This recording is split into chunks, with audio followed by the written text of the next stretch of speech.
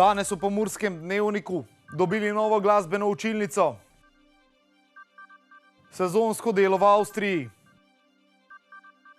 Pomurje v vrhu. Med begom trčil policiste. Vreme, jutri bo oblačno.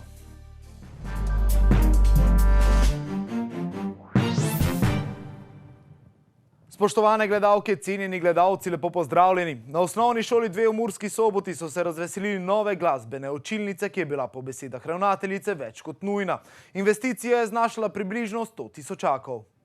V prostorih osnovne šole 2 v Murski Soboti je bilo danes svečano. Šola je namreč bogatejša za novo glasbeno učilnico, ki so jo več kot potrebovali. Za nas je to zelo velika in pomembna investicija, kajti naša šola je znana po tem, da ima vedno prostorsko stisko, pa naj je to znotraj šole ali zunanjih površinah.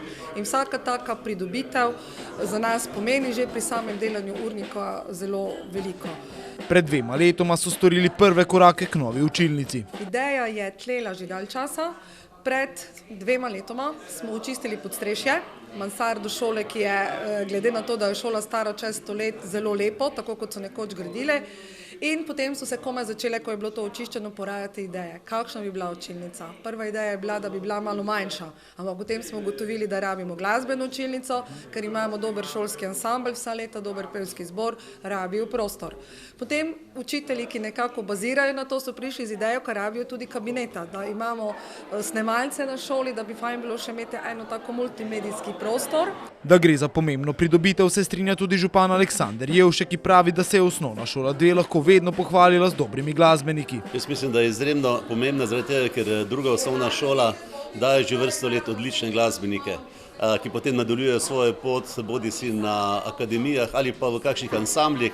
In srečujem tudi tiste, ki so nekoč tukaj pripevali, so resnično zrasli v odlične glasbenike in sedaj bodo imeli še boljše pogoje. Za otvoritvijo te učilnice, lahko rečemo, znotraj objekta degradiranega območja podstrešja so naredili eno izjemno lepo okolje za učence in danes, ko smo se srečevali z učenci, sem tudi povedal, da to je za njih. Kot smo se lahko prepričali že večkrat, tudi županu glasba ni tuja. Meni je glasba položena v zibelko, lahko rečem. Jaz sem se sam naučil igrati gitaro in naj povem skrivnost, da ravno pričakujem frajtonarcu, da se začnem učiti igrati. Mogoče naslednjič pa kako zaigramo skupaj z učenci. Investicija je znašala približno 100 tisočakov. Stroški so bili slabih 100 tisočakov, kot sem pa že rekla, 2/3 od tega pa je prispevala mestna občina, ostalo pa smo pokrili iz lastnih sredstev. Kot je še povedala, bodo učne ure glasbe zdaj zagotovo še prijetnejše.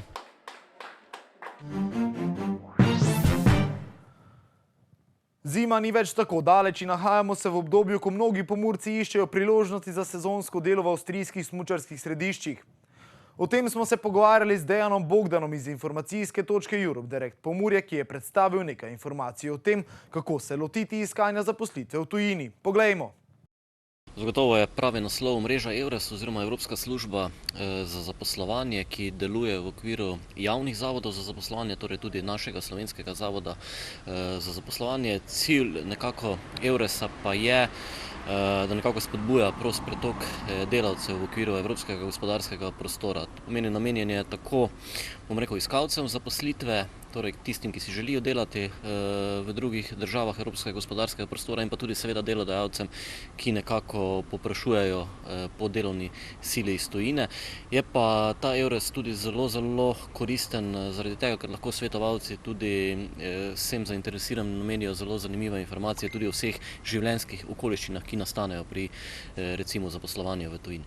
Če se osredotočajo nekako na sezonsko delo v Avstriji, ali ti že povprašujejo po delovni sili? Ja, dejansko se to že dogaja, oziroma lahko izpostavim, da bodo v kratkem potekali 3 zaposlitveni dogodki. V bistvu organizirajo jih slovenski EURES in pa avstrijski EURES, to pomeni avstrijski svetovalci mreže EURES bodo prišli v Slovenijo z namenom, da poiščejo kader za delodajalce iz svoje regije. Poprašujejo pa po zelo različnih profilih, seveda gre za dela v gostinstvu in pa turizmu, torej kuharji, kuharski pomočniki, natakari, slaščičarji, receptorji, sobarji, konec koncev tudi učitelji smučanja in pa deskanja, kolikor sem lahko zasledil tudi na njihovi spletni strani, kar veliko delodajalcev tudi zagotavlja prehrano in pa nastanitev. Vsi tisti, ki pa bi jih to delo zanima, pa si lahko obetajo zaposlitev tam nekje od decembra letos pa do aprila naslednje leto. Nekako si omenil 3 zaposlitvene dogodke.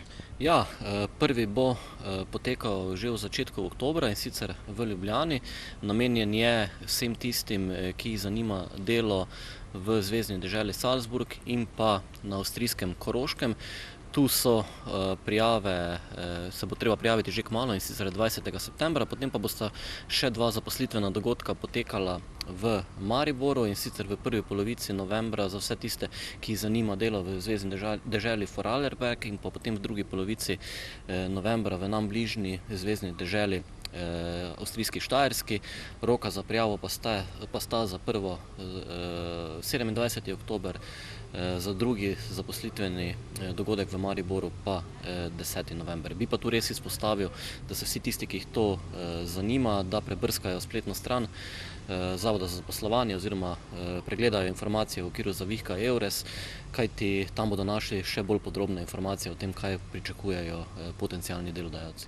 Morda za konec poveva še to, kje oziroma do kdaj se morajo prijaviti?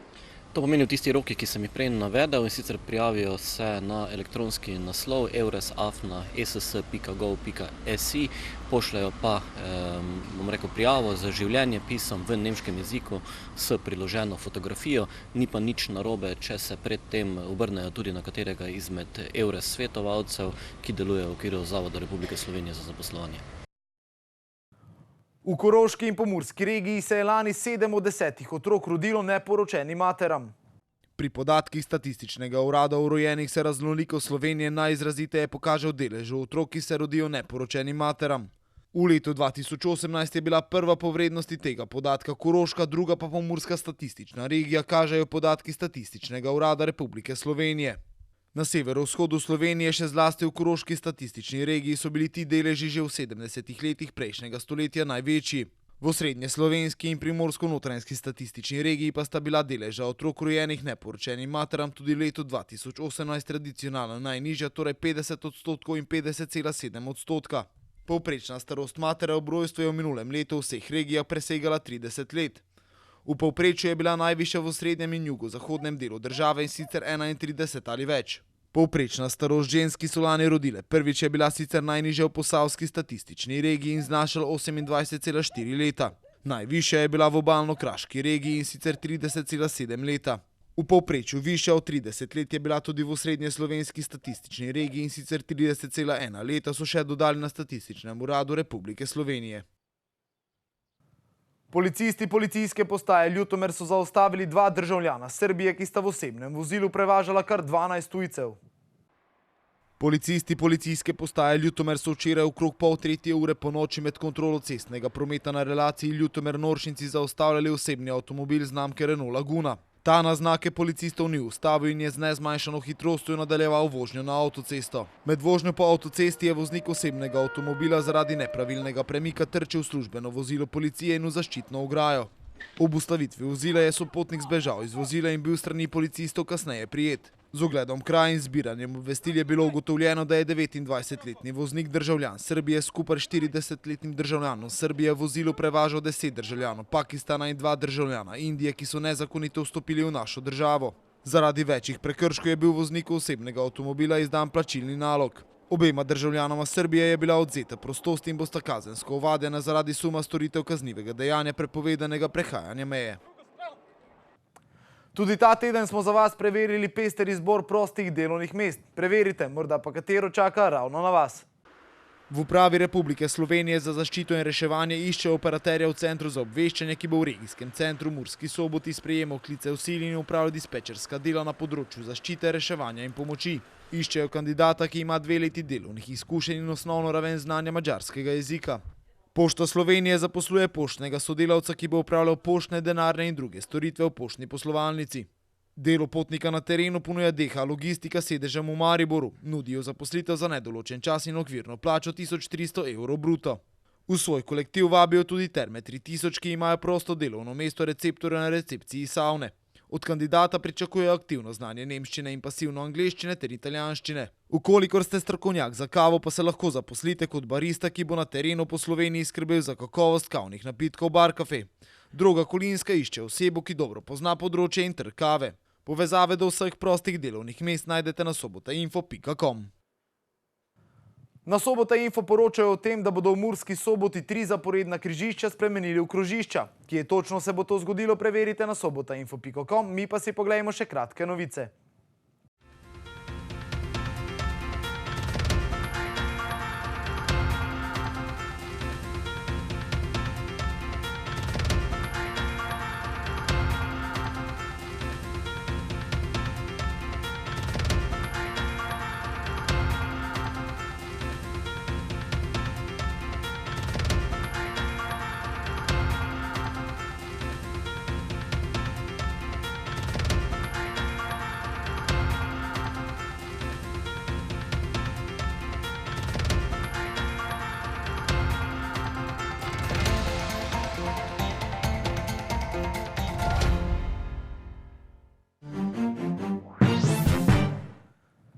Jutri zjutraj bo ponekod po nižinah megla. Na Primorskem bo sončno, prehodno bo spet zapihala šibka burja. Več o vremenu pa v vremenski napovedi.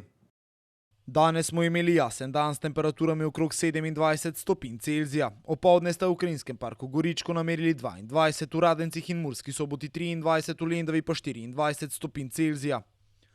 Jutri zjutraj bo ponekod po nižinah megla. Na Primorskem bo sončno, prehodno bo spet zapihala šibka burja. Drugod se bo oblačnost povečala. Najnižje jutranje temperature bodo v severovzhodni Sloveniji, v Murski Soboti in Mariboru od 14 do 15, dnevne pa od 23 do 24 stopinj Celzija. V nedeljo bo na Primorskem precej jasno, drugod bo sprva precej nizke oblačnosti, ki se bo čez dan sušila. V ponedeljek bo precej jasno. V hribovitih krajih zahodne Slovenije se bo pooblačilo, sredi dneva in popoldne lahko nastane kakšna nevihta. Temperature v naših krajih se bodo zjutraj gibale od 11 do 14, čez dan pa od 24 do 28 stopinj Celzija.